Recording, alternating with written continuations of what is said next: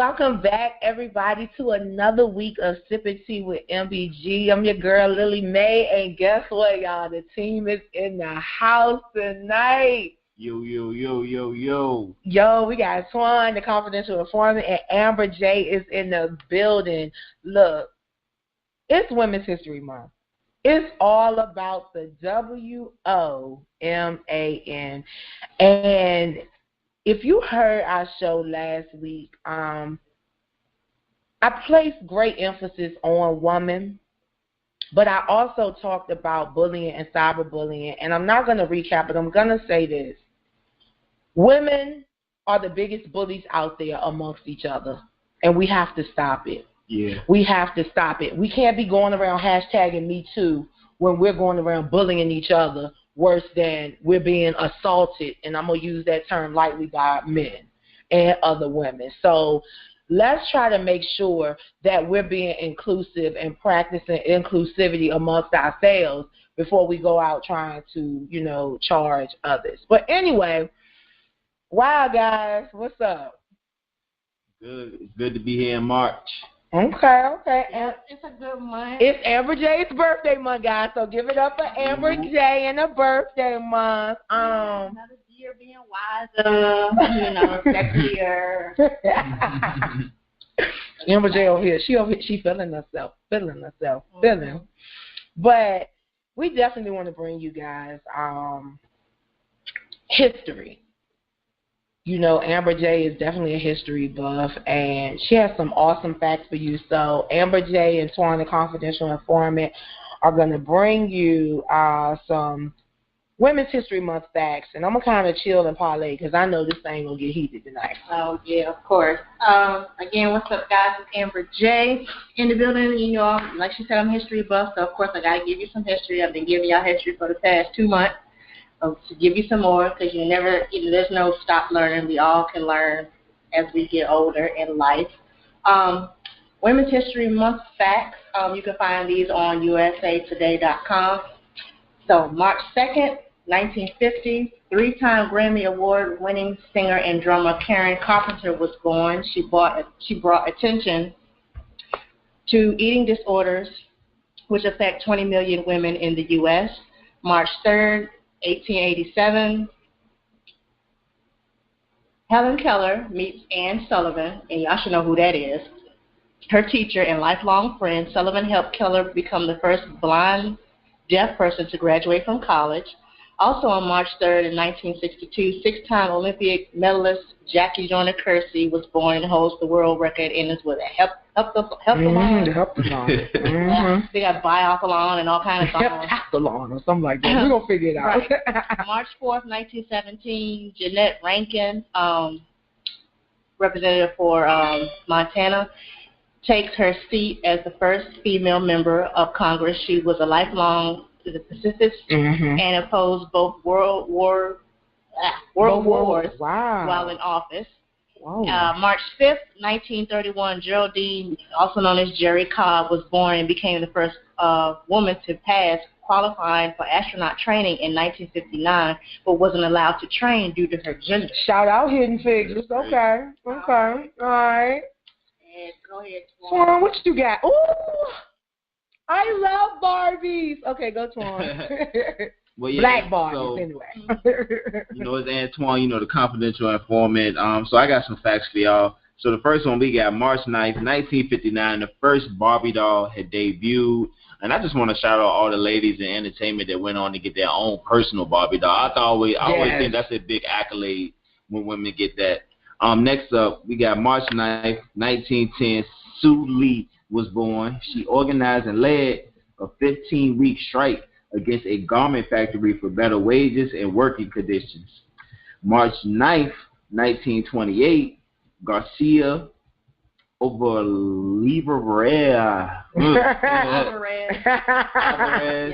Let's go with that. And was born and became the first woman and Latina graduate from Notre Dame Law School fighting for Mexican American rights. Next up, we got March 11th, 1993. Janet Reno is the first woman to be the U.S. Attorney General. That's right. I remember that was big then. I was 1. Oh Lord. I was 1 when that Woo, happened. Amber, how old were you? I was 7 going on 8. So you were, you were 8 going on 9. Well, and you were getting ready to turn 9. Wow. Ooh, Twan, you young. Okay. Nah, but here we go. We got March 12th, 1968. Tammy Duckworth was born and became the first disabled woman to serve in the U.S. House of Representatives and the second Asian American woman in the Senate.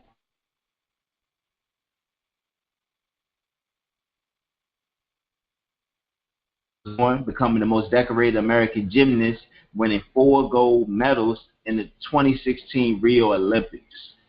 Wow. So, guys, once again, MBG has done what we stated we'll do for you at all times. We have educated you. Yeah. We have educated you. History, you're educated. You're not informed about history. You're educated when it comes to history. Now, as we move into the meat, the fat, the chitlin of the show, it's getting ready to get real because it is Women's History Month, and we are going to talk about the Me Too movement. The Me Too movement. So, Amber, just briefly, holler at them about what the Me Too movement is, and then I'm going to give them some real shit. Well, as always, we give you where you can go to find all this information, so we just not saying stuff outside of our neck. So you can go check out the Me Too movement. It's Me Too, MBMT, so that's short for movement.org, to learn more and how you can help out, donate, things of that nature.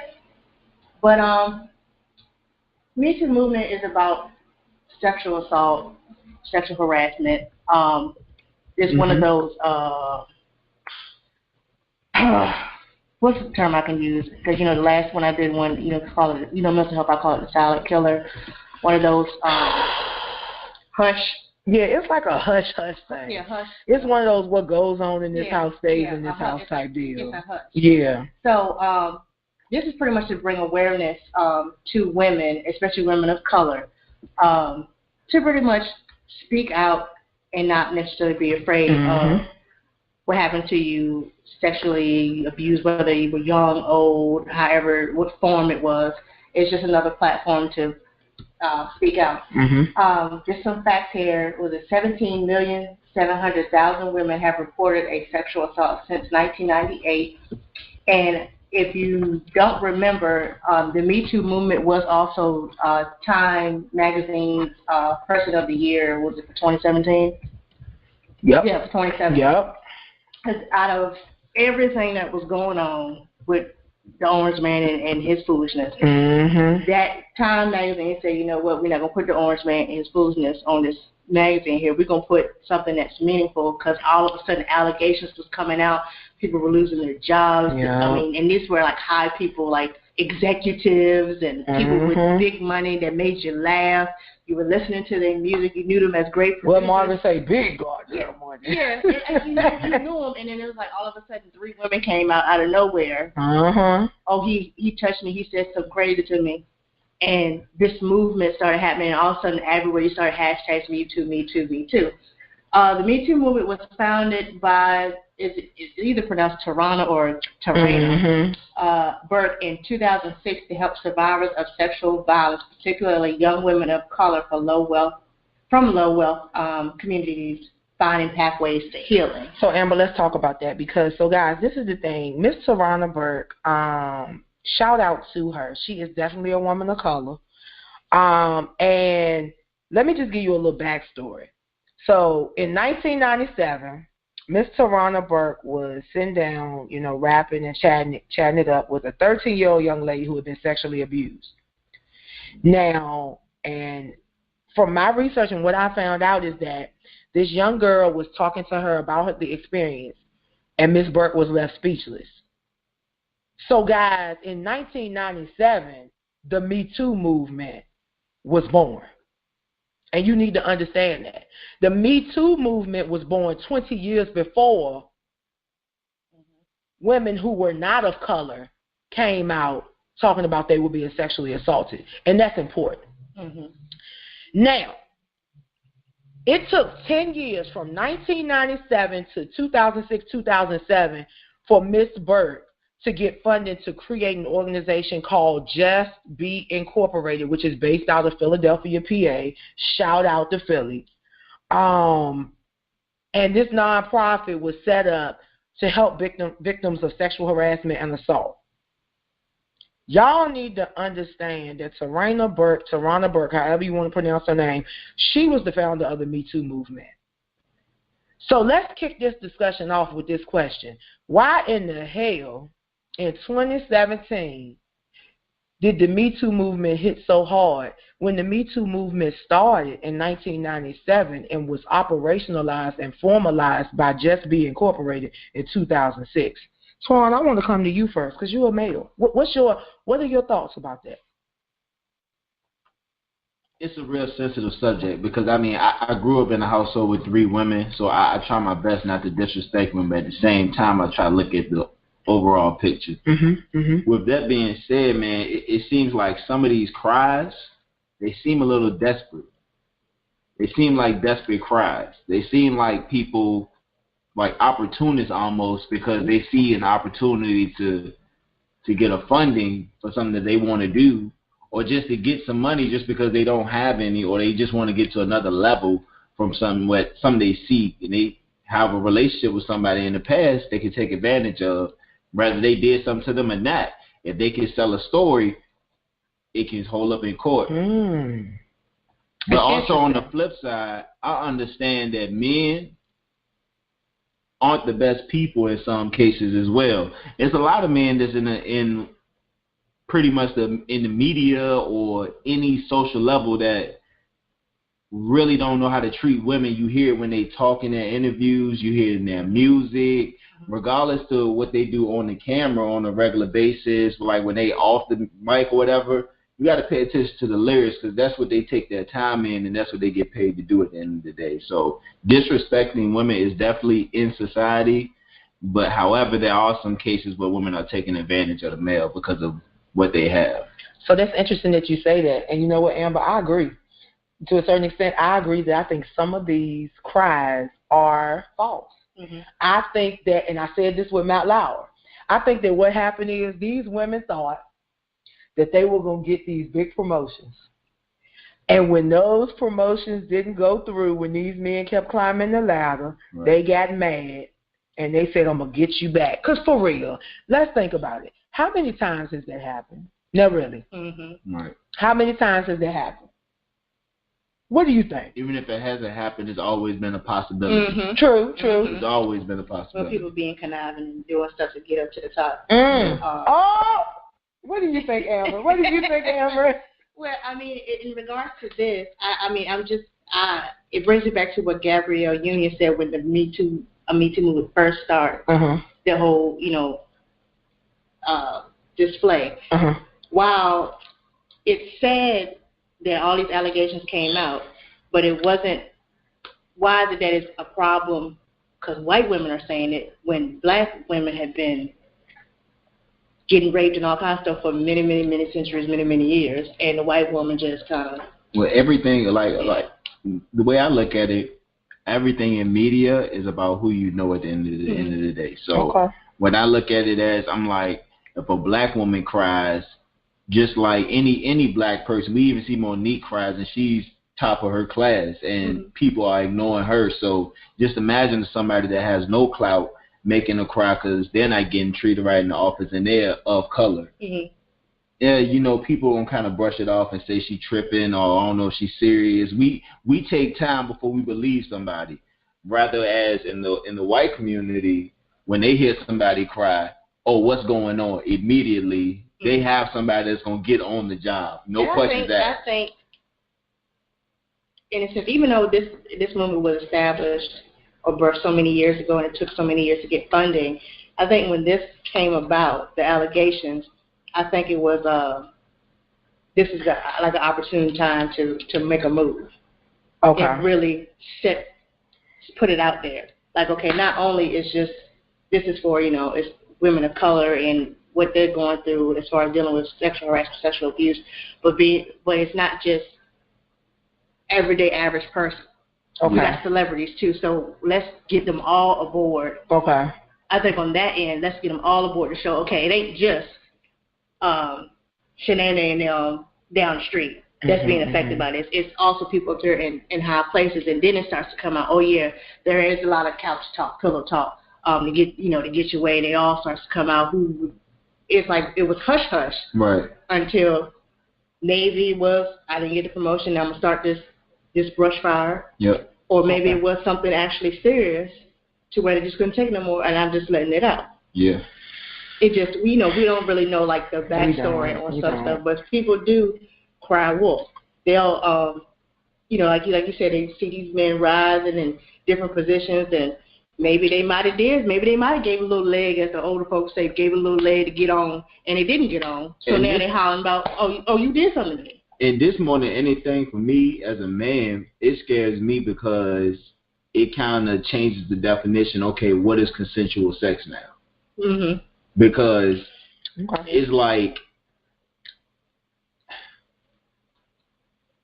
in some instances, a woman can say no, but she really means yes. Mm-hmm. Okay. And because we want you to take it. And and girls in this situation that pop up 6, 7, 8 years later out the blue with an allegation. That's when I get worried. That's crazy, because it makes me bother. Like, okay, if you say no, even since I was younger, if a girl said no, I would stop. Mm-hmm. I would stop immediately, because when I was growing up, I wanted to play football, and during that time period, like Reggie Bush and the U, everybody was getting taken down because they was with a girl because she said that he raped me, he sexually assaulted me, I didn't want to do this. So I was always careful of that. So, and I wanted to make sure, so I just consulted the University of Michigan, and to answer your question, Swan, sexual consent. Consent is when someone agrees, gives permission, or says yes to sexual activity with other persons. Consent is always freely given, and all people in a sexual situation must feel that they are able to say yes or no or stop the sexual activity at any point. Keyword feel. So it could be consensual sex, but the moment she say no, I don't want to do this. That keyword is feel. Yes. So you could be on her, and you like, ooh, yeah, I'm about to do this thing. Yep. And in a minute, and she may. And she might start shaking and trembling. Yeah. She might a thought might come into her mind like, oh Sam, I gotta do laundry, and then it's like, no. And I'm not saying women are bitter when things go wrong with a guy, but I'm saying I've seen how bitter a woman can get when things go wrong with a guy. And people will make allegations like that out of jealousy. That's true. Yeah, but you've been sleeping with this person, this man, for 15 years. That's true. Ain't got nowhere. And then somebody, it just based on an allegation that may not be true. So you're probably doing what you're doing, trying to get ahead. And the minute you're not getting ahead with this man, now you crying wolf because you're mad. And there's a lot of women out here that are mad, and they're literally hurting lives. That's true. That's true. Livelihood because you're mad. That's true. That is so true. And at one time that was common. A woman can holler rape, especially back in Jim Crow. A woman can holler rape, and her word was that's it. But of course. And then they'll go with it. And of course nowadays you have the DNA and everything else like that. Right. But now it's gotten to the point where she's given an allegation. Because it is allegation at first, because you have to investigate. She's given an allegation, and now you're pretty much on eggshells. Okay, can I at least say hi, or can I not say hi? Can I breathe around her? Can I not breathe around her? And that's a hostile work environment. I don't care what anybody say. That's a hostile work environment. But the other thing is this. How do y'all feel about this? So, since we're talking about the Me Too movement, what about marital rape? Do y'all believe that you believe that marital rape exists? Rape your wife? Yeah. Because they said with the consent. Exactly. Yeah. But see, to me, that's where it gets so touchy and tricky. Because y'all already know. You might have some religious fundamentalists that may say, no, that's not possible. I believe if you don't want to have sex and somebody forces you, regardless what the situation is, that's rape and that's wrong. Mm-hmm. So I don't care if y'all married, not married. That's right. It is what it is. That's right. I agree with that. Mm-hmm. I agree with that 100%. I'm in total agreement with that. Total agreement. When it comes to men, man, just for me, as I grew older, I just knew, like, it's a lot of things that could bring me down. I was like, I don't want my woman to be one of them things that could bring me down. Like, and me personally, I've turned down, you can ask my friends, I turned down a lot of women, and they're like, why do you turn them down? Like, I don't get it. It don't make sense. I don't trust her. But that's my biggest thing. I just don't trust them. So if I don't trust you, I don't want to sleep with you. I definitely don't want you to be my girlfriend. I don't even want to go to a date with you if I don't trust you. No matter how much I'm attracted to you, I gotta have that trust. Whoa, you know what? That's why I love Twan. That's why we love you in the building, because we know you're gonna come raw and I hate it sometimes. I turn down some beautiful women because I don't trust them. Wow. I hate it. And the reality is that in 2017, 2018, we are dealing with individuals that pray, for real, my hat's off to you. Because women prey on you. And they prey on you, number one, you don't have any kids. You work a good job, and you doing your thing. You educated, and you got a little hood swag to you. They prey on you. I know they prey on you. Like, and guys, let's just really talk about how MBG formed, because Antoine is here with us. And so MBG was founded on the backs of our African-American kings. Y'all know we love our African-American men, and that's why we're so hard on them. And that's why women, we come at you like we do, because the reality is this. Just like Willie Lynch, and y'all know I'm going there, just like Willie Lynch taught us how to break the African-American man down, we got to come together to build him back up. Yeah. I know Amber. Amber, go on and I be wanting to say these hoes, but I'm trying not to say that. Because if for y'all that haven't checked out the thoughtful thought, I don't forget how I even. I know, because you're ready to go. You're ready to go. Because a black man put out a Dear Black Woman letter, so to speak, as a status, and got about 90 plus comments from black women who either agreed, but with that, pretty much saying, he wasn't saying carry the man on your arms and pay for him and all this stuff. He was pretty much saying help him evolve. Yeah. Help him. Okay. If you got a guy who's real and he ain't lazy, he ain't no Madden King and all this stuff, he ain't sleeping on the couch, all this foolishness. If you really got a real dude, he's just, trying to get it together, help him. So the one comment was, let me get this straight. In so many words, we super women. We doing everything, grinding and all stuff, and you mean tell me we supposed to just help them. And my comment, because my comment is never popular. My comment was, all this status is a reverse of the Willie Lynch letter. What he's telling you is what we have to do as a reversal. Exactly. Willie Lynch told the crowd to bring the black man down, go through the black woman. It has to be reversed to bring the black man up. And to see those comments, I agree. I don't agree. It should be equal and all stuff. That ain't what it is. Reading comprehension and context clues is a lost art. I'm gonna say that until the cows come home. It's a lost art. He was just pretty much saying, if you got a legit dude who's actually working, got aspirations and stuff like that, want to be something, what's wrong with you helping him? And lifting him up for that. But you saw what I said. Did you see? Yeah. When I commented, my thing is this. I feel like it's okay to invest in a man that you see and is moving and trying to make it happen. And you'll get your rate of return.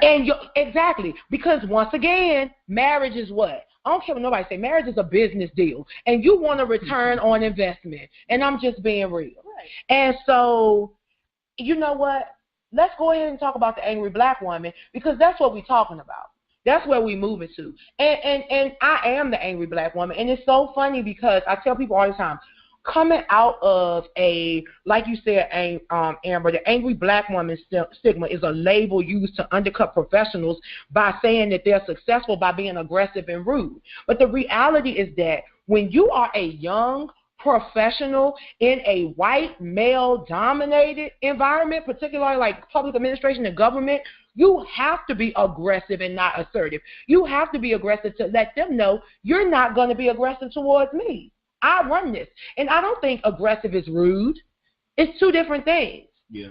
I think people are taking aggressive and assertive and mixing them up? Yeah. Okay, yeah, okay.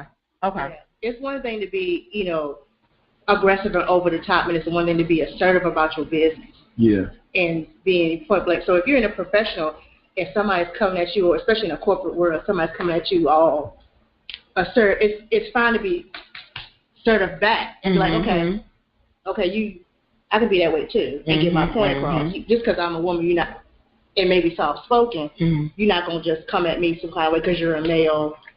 Whatever. Let me say this. Okay. I'm glad y'all said that. I'm glad I listened to y'all say that, because I always felt like every time I speak to a woman, they feel like I'm attacking them. And I'm really? And I'm really not. Well, I really mean no harm, but I also want an understanding. Like, if I've heard X, Y, Z try to form an opinion or form a way to make you understand something, and I know they really wasting your time, I'm just saying, look, this what it is at the end of the day. But that comes when a person gets defensive. So if a person becomes defensive, then you can say something. You can say something. Another male can say something, and y'all offended me. But they're already in the defensive mode. So it doesn't matter how you would say it and what tone. They're still going to take it defensively. You see what I'm saying? Right. So it's just a matter of how that person is interpreting and how they're feeling at the time. In a corporate world, like Lily was saying, it's domination from men, because it's a dog-eat-dog world. So if you coming in professional, you being nice, stuff like that, people are automatically assuming they can get over. But as soon as you become what they say, a bitch, it's like, oh. And really, in real talk, I really my word I'm using this year for real is like perspective, because like the girls that I used to have a hard time like trying to explain something to, like in the workplace, they got real angry with me, I would automatically just say, stop bitching. Like, that's what my immediate instinct. But now it's like I really got when you're working with women, you really got to build a relationship with them. Not so much like your girlfriend, but you really got to ask them, like, how's your day? Like, what you doing? Oh, that's nice. Like, you really got to build that relationship with them to like really get them to be receptive to what you got to say. And I never knew. It really feels like it's kind of awkward, because I'm so used to when I'm talking to girls at that point, I'm looking to get their phone number. I'm looking to take them out on dates, but like it's kind of weird, like building just that relationship so they can be receptive to what I gotta say. It's just a little different. It is. It's a learning experience. Yeah, and I think, Amber, in our case, everybody think we're angry black women, because people don't really rock with us because we don't necessarily follow the in crowd. We don't break bread with individuals who claim to be about the community and really aren't. Yeah. And because we don't do that, hashtag, with this whole black restaurant experience, last year we participated. This year, I don't know about Amber, I kind of took a back seat. Because I'm going to go to 6335. Yeah, we're going to 6335 because 6335 wasn't included in the black restaurant experience because it's not 100% black owned. It's 50% Asian owned and 50% black owned. Man, they still black for real. Thank you. Because who go there? Who go there? They still black, but I mean that takes time to understand, man. I'm like, but how can we fight for inclusion if we exclude other minorities? That's how I look at it. Right. But this is the thing. I will say this: when I look at the Black Restaurant Week, I see more restaurants every time they come around. So okay. So it might have been like a competition thing. Like, here's my thing. If that's the case, then every last one of them shouldn't even be on there because I'm quite sure white money helped fund them all. Whoa. If we're going to really get technical with it. Whoa. I mean, that's a fact. But I digress. Whoa. Whoa. Shout out to Crocus Spot. Shout out to Sugars. Yeah. Yes. Shout out to Carrie 100. Yeah. Shout out to Miss Gurley. Shout out to Mr. G at 150 North for them all. You can eat crab legs on Wednesday for $25 from 6 to 8 p.m. You get corn and potatoes. Shout out to Cousin Pokey in the kitchen cooking them junks. Yes. Wow. Shout out to Miss Helen. Yep. Shout out to Miss Helen. Shout out to Miss Helen. I like Mama J's too. Like first time I ate there, it really tastes like my mama. Like for real. Cooked it like after school. Okay. Yeah, we're growing. Yeah, we're not throwing no shade. We're not throwing. I put it this way. We're not throwing any shades at the restaurant. But I will say this, my personal opinion, and I feel the same way, and this is going off on a tangent, but since we're talking about women, and VUU women's basketball team did bring it home, let's just be real.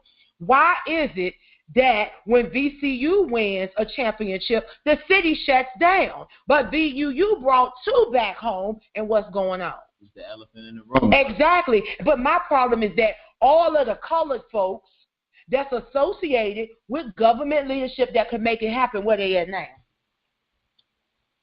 Crickets. Like I said. But the dean was contacted, and the dean said that some things are in the making, and the band director was contacted, and the athletic director was contacted, and the dean of student affairs was contacted. And shout out to Kim Song at 6335 because she offered her restaurant to have a party for them if they want to have one. Because I'm trying to tell you, what y'all will not do is disregard a historically black college and university who has been in this area for a minute, who has tried to expand, but when they try to buy a property around the area, they can't get it. But I'm just saying and it's the same location of the Lumpkin jail. The elephant in the room in the world is who you know. And don't nobody want to say it. Nobody want to tell you to go spend your money on all this other stuff, but it's about who you know. Is it a different county or something over that way? Yeah, it's just like the east and the west end of Henrico. Oops, did I say that out loud? Lord. It's just like that. I don't agree with it like that. No. It's like this. Because if you work hard and you got the credentials and you got the money. But see, that's what Booker T. Washington said. Yep. That's what Booker T. Washington said, and that's why him and W.E.B. did not get it right. Because W.E.B. said, take it. It's yours, take it. But W.E.B. said, I don't agree with all that working for. No, give me what's mine. Yep. Now, to a certain extent, I get it. I get you got to work hard. I get all of that. But at what point can we walk in the bank and say, I want mine? Yeah. We got to go through all this extra stuff, but we talking about women's history, so, because y'all know I'm about to get right. Right. Amber, let's talk about the hood rat, the bitch, the Jezebel, and the desperate single. Let's go. Oh, Lord. She just went on her little angry black woman change. Y'all. That's right. I'm mad. Those stereotypes, and doing research on this, and shout out to my sororities, H Phi Beta Sorority Incorporated. They came together with a council of people, so to speak, doing research on the negativity effects or the portrayal of African American women in media, and how it is affecting young African American women. What they're seeing on TV, because that's beautiful. We can't. Some people think TV is for real, and we got to do a better job of portraying. I mean, back in the day, they had the pimps and the hoes. Yeah. We're doing it on a higher level. But anyway, from their studies and everything, mind you, black people, we have power. If you didn't know, not only we spending that dime, and we don't have dime in our communities, but we watch entirely too much TV.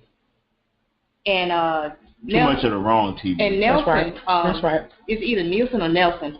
The survey about they do TV, African Americans watch over half more than whites of TV. I believe that, and we believe everything we see.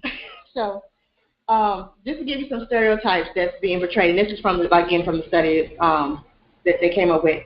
You got what's called the hood rat. And if y'all watch reality TV, some names should start popping to your head, as to these definitions. The hood rat, the definition is usually loud and boisterous, depicted as crazy, irrational, consistently shown screaming, cursing in public, and instigating fights. So if you've seen Love and Hip Hop, names should just pop. Or if you know somebody personally. I think that was a seed. Like when Love and Hip Hop came out, I think that was the seed to start a whole bunch of bullshit. Mm-hmm. True. If you know somebody personally, because I've seen people pop on Facebook, I ain't saying no names, that act just like this hood rat definition, but I digress. Oh, it's plenty. I mean, do you think that maybe they are narcissistic and can't nobody do nothing with them? I don't know. Oh, okay. They need the Lord. Just start back at home, man. I think You always put it on home. He do. I'm blaming the parents, man. Oh, he's blaming the parents all the time. They're going to be Antoine blame the parents. Oh, hashtag blame the parents. Start at home. But I agree. Yeah, See, I'm gonna let you keep going through these because I want to start with the Bible thing. Okay. Then you got the bitch. Combination of hyper-independent black woman and angry black woman, seen as emasculating women who speak to or about people with little tact or regard for their feelings. Insecure. Oh. Okay. Oh, did he say that? Oh, yes. Yes. So you got Jezebel, a promiscuous, emotionally damaged, hypersexual predator. Stop for one moment. Okay. The interesting thing is that the whole Jezebel situation.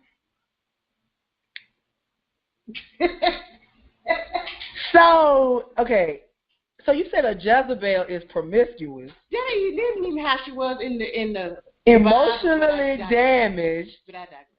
And she's a hypersexual predator. So what you're saying is that Jezebel attacks these men. Like she take it. Like she just, is that what you're saying?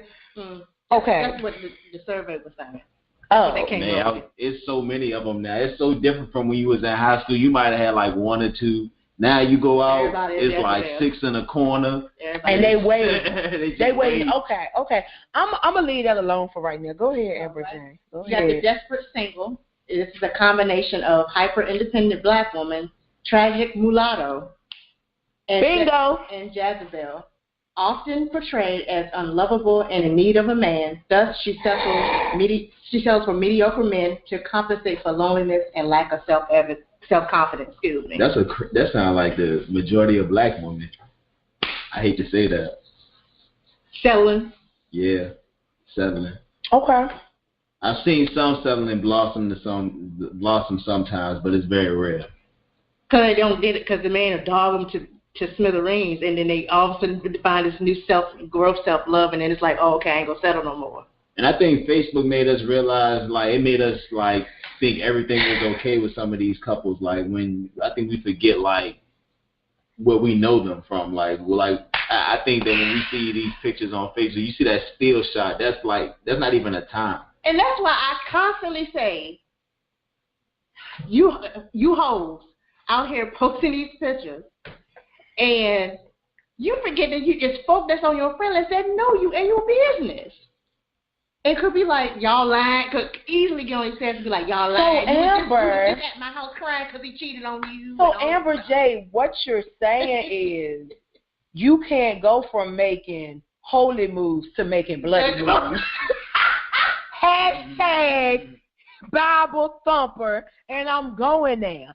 So then there's the Bible thumper woman, and she's the woman who quotes the Bible. She assesses and then judges people. Can't do it. But she's often hypocritical because she's assessing them for their ungodly behavior. But she went from making holy moves to making bloody moves. But I digress. And those people that judge, or the Bible thumper that do that, got some stuff going on with them. Well, yeah, since we inform and educate, for those of you who get into communion with God, knows that every communion Sunday, when y'all read that same scripture, it says, "But let a man examine himself, so let him eat of that bread and drink of that cup.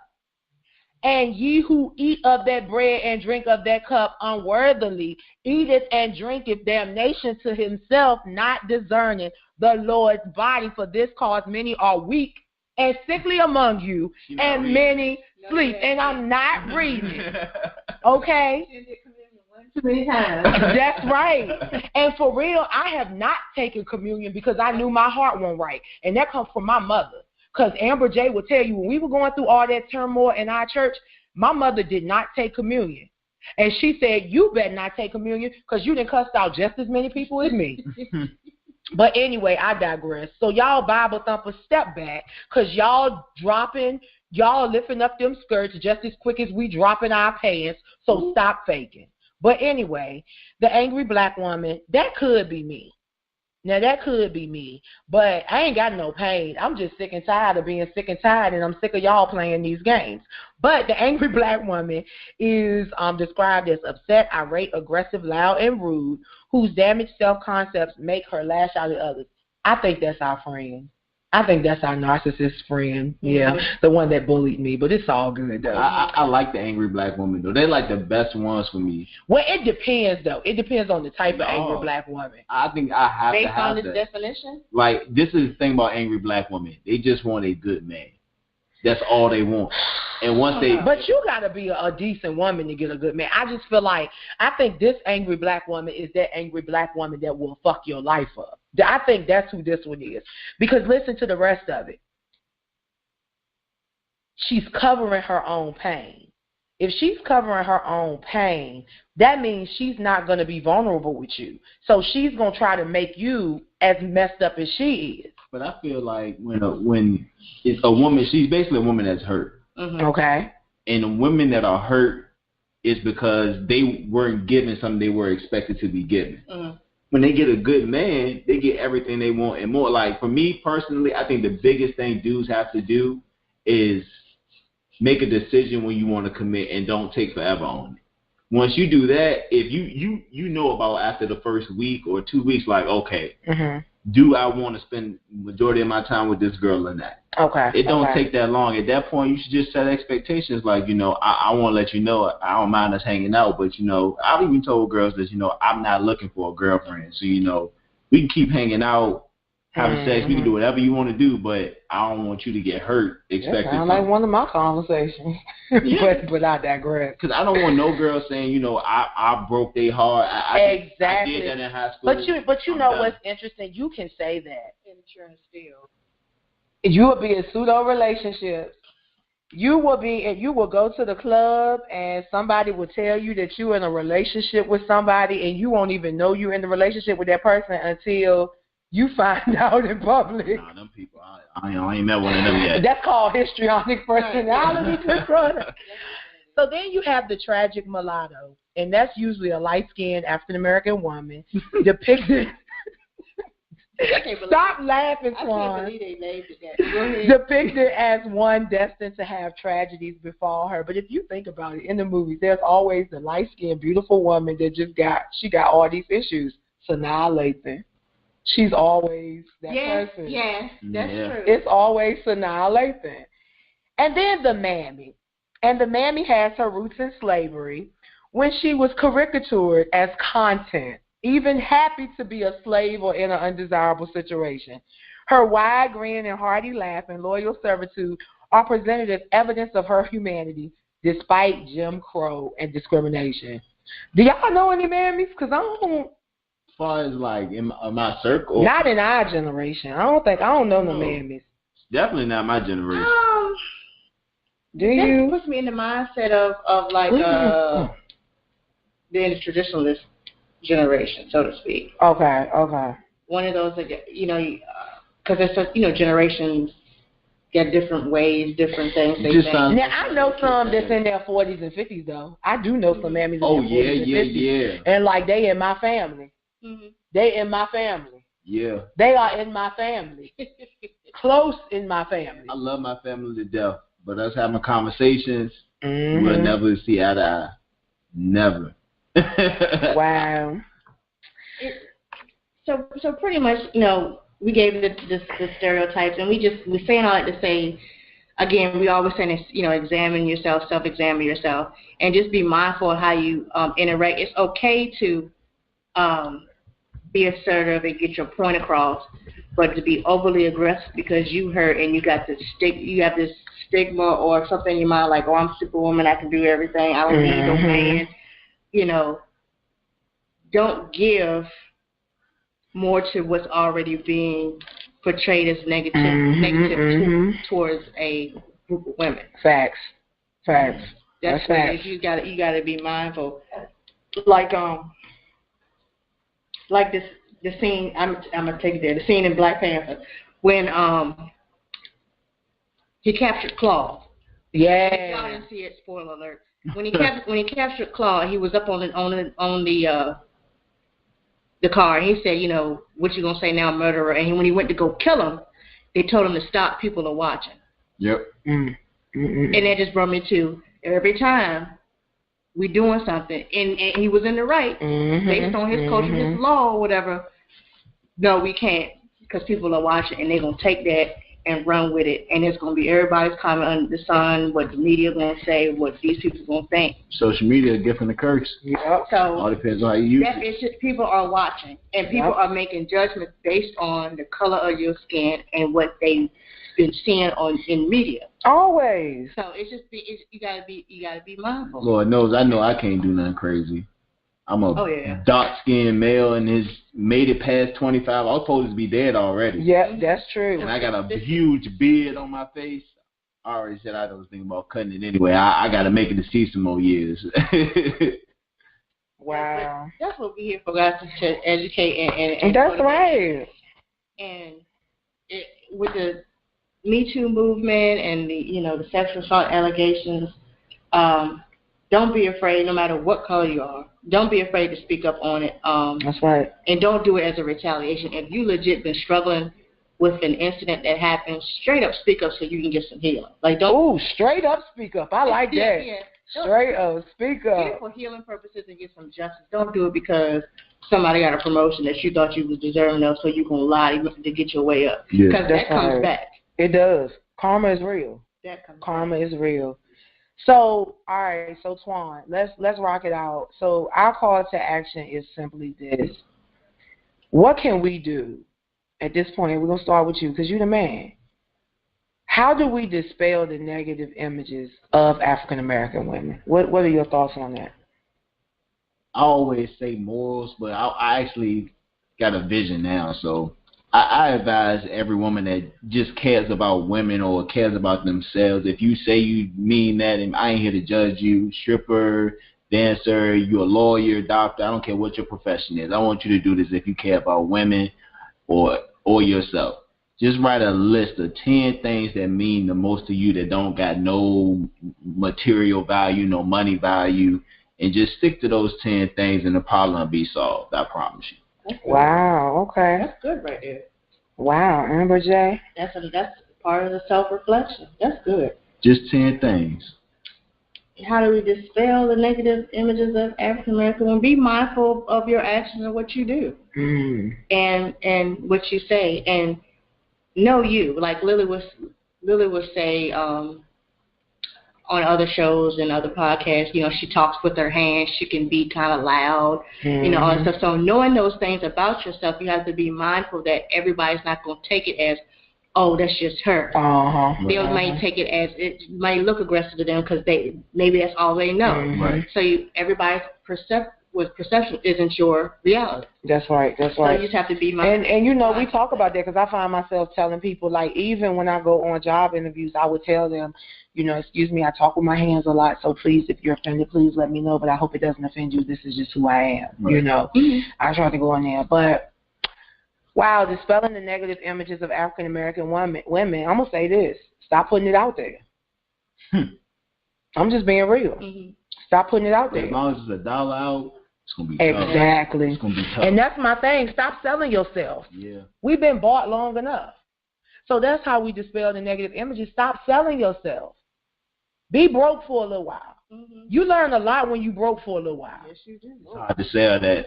It's hard. I hate to say that. I don't agree with it at all. I feel you. But women mind stay when they it's money. That money, they getting $20,000 a night now just for stripping. That's crazy. Yeah, and it's wild. It's wild, but I don't know. I can't twerk on them eyes. I'm sorry. I didn't I get get tired. I be sleepy. I be wanting to go to sleep. I be hungry. Yeah, I get tired. Twerk on a chicken leg. After 10 minutes. Yes. And you want me to twerk for 5 hours? No. No, you gonna twerk from 9 p.m. to 7 a.m. No. That's a 10-hour shift. I'm always down for, like, if I'm in the club and a girl twerk on me, I'm down for that. But, like, taking off I'm your gonna need to be clothes. high and drop. But they might. Child, what you think they do? Yeah, I had to be on More, yes. To be to do that all day long. Child. I get tired of 10 Wow. minutes now. Look, this is the hottest Russian tea MBG has brought to you in a long time. But guys, check it out. We have talked to you about women's history facts. We talked to you about the Me Too movement. We even talked to you about the different categories of African-American women, and we emphasize the angry black woman. Look, we are bringing you this information, not from our own references. We're bringing you opinion, but we're also bringing you facts. So make sure you go to the Me Too movement website, check out Just Be Incorporated, and check out the statistics at www.rain.org. We'll put some of these things in the Sip and Tea with MBG podcast group on Facebook. But, guys, as always, we rocked it out with you. We hope you have a great rest of your day.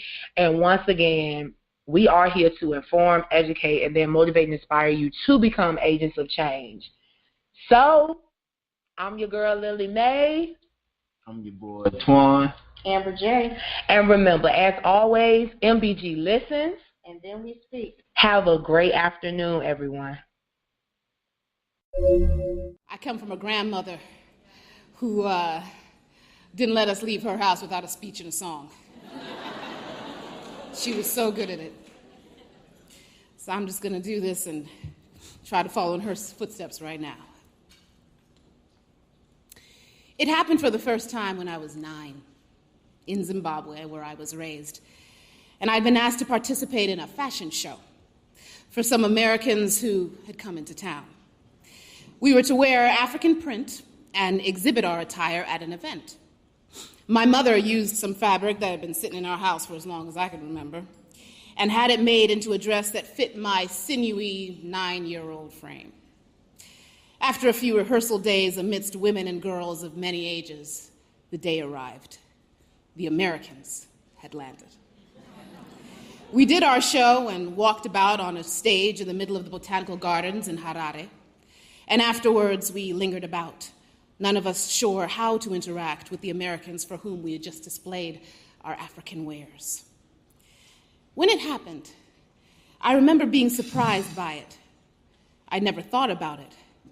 But when I did receive that compliment, a stunning brown-skinned woman took my face in her hands, her long flowing braids cascading down her back.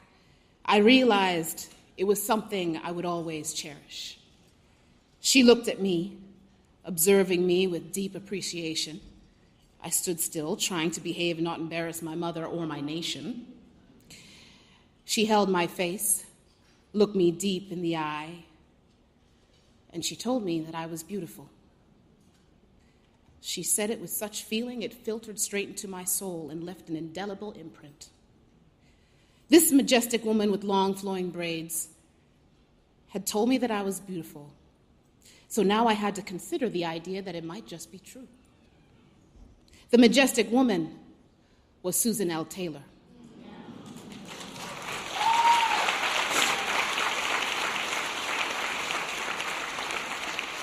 The longtime editor-in-chief of Essence Magazine, this here glorious publication. This is where I learned it, that black girls are beautiful. Sisters are beautiful. And the most edifying source to hear that from is another sister.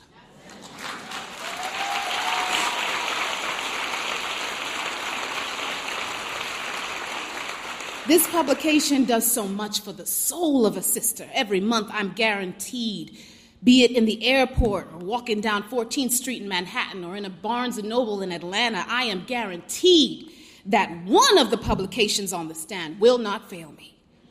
It will have a sister on the cover celebrating her beauty, her black girl magic, and by so doing, it will remind me that I am beautiful and designed to be loved and appreciated, because Essence celebrates us. Sisters. And I've been unpacking that lately. I've been unpacking it. Just how powerful being a sister is. See, what it means is we figured out the okey doke. We've called their bluff. We found the source of our power. The world and its various oppressions against those like us wanted to tell us that we as women, we don't do well together, that we are competitive or we have catfights and petty disagreements and can't get things done when we try. It tells us to compete, that there's never enough, that we are easily replaceable, that we must consider each other's presence a threat, but we know that not to be true. A sister, a real sister, well, we know better.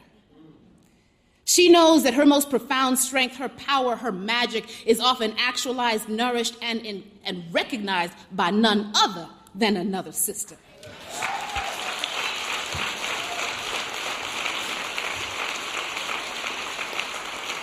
She knows she can share her darkest fears and express her deepest problems and be supported, renewed, revived by none other than a sister.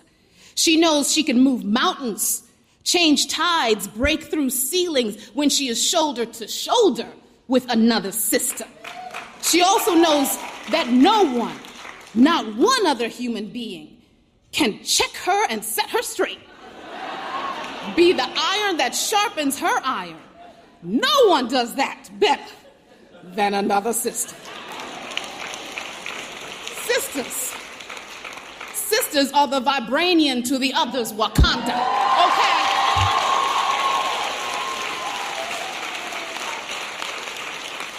Sisters get each other through to their greatness, carry each of them on their backs, and bring each other to a place anew. I wouldn't be standing here if it weren't for my sisters.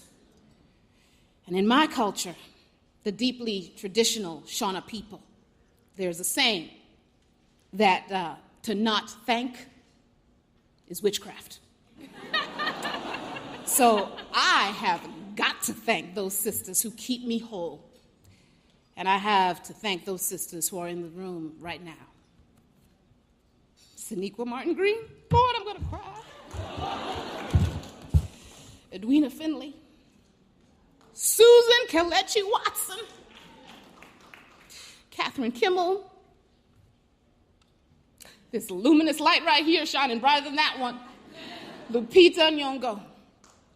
Thank you.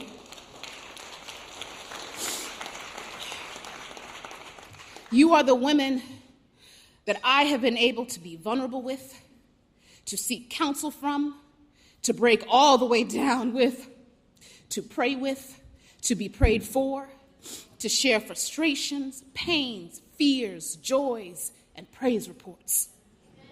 You have spoken words into my life that have transformed me, cleansed me, guided me, anointed me, reminded me of who I am, helped me edge towards my destiny. Thank you for your sister girl magic. Thank you.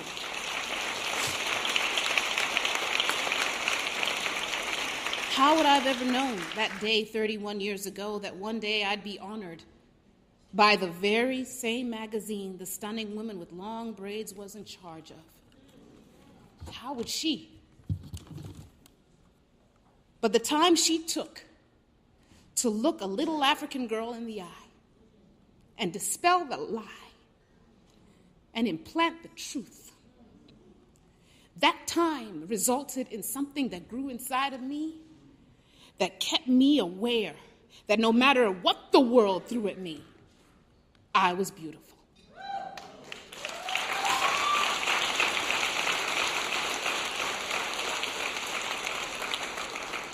Take that little girl's face in your hands. Look her deep in the eye with appreciation and tell her that she's beautiful. Tell her of her greatness. She needs you too. Her 40-year-old self will thank you for it, as I do Essence today. Now, we've heard the lies, but here's the truth. The harvest is upon us. The time is now. We lack nothing. Our success is greater than our failures. We are here, and we are ready to to determine our own destinies. We must reap the seeds that were planted by our foremothers. From Johannesburg to London to Oakland to Los Angeles, workers are needed to till the soil of our greatness that rests in the bosom of our youth. Gather and distribute the fruit of our legacy. The youth need to see their greatness reflected in our eyes. Go forth. Let them know we're real. Invest in them with time, with resources. And as Okoye would command her army of women as they stepped into battle to preserve the sovereignty of their people to do, so I mandate all of us to do today. Forward.